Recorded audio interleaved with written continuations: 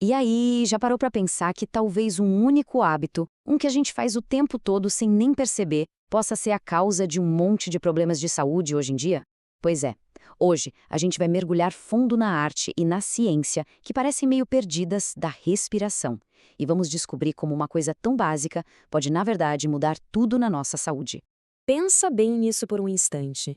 E se a solução para a ansiedade, para dormir mal, para aquela fadiga que não passa, estivesse literalmente bem debaixo do nosso nariz o tempo todo? Essa é a pergunta provocadora que vai guiar toda a nossa conversa de hoje. Agora, se prepara, porque esse número aqui, ele é de cair o queixo.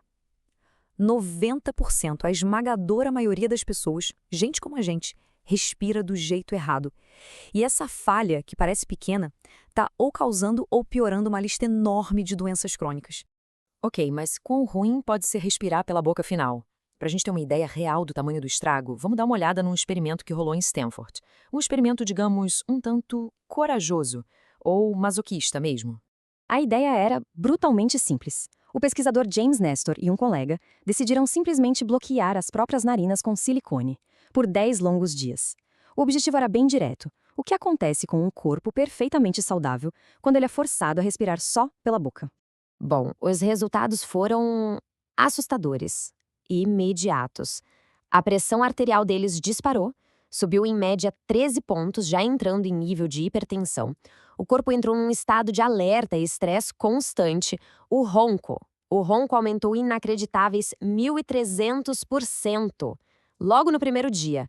E o mais perigoso de tudo, os momentos de apneia do sono, que é quando a pessoa para de respirar enquanto dorme, simplesmente explodiram.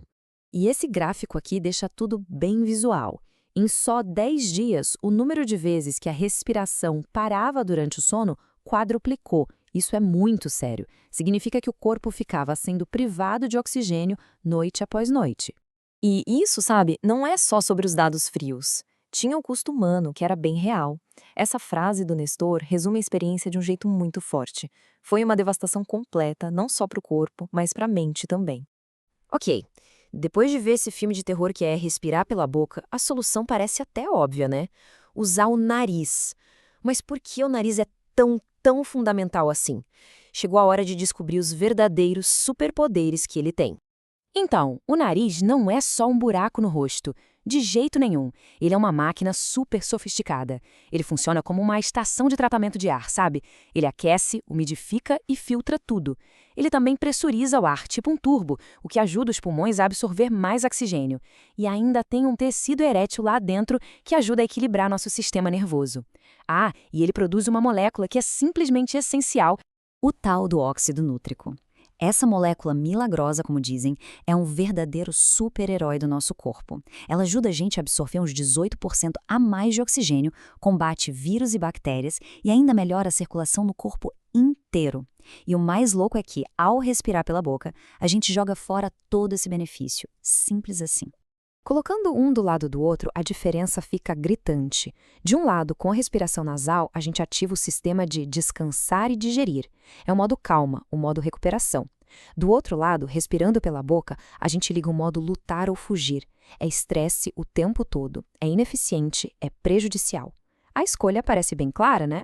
mas calma que a história não acaba só no inspirar pelo nariz. Acontece que o jeito que a gente solta o ar pode ser tão importante quanto, ou talvez até mais.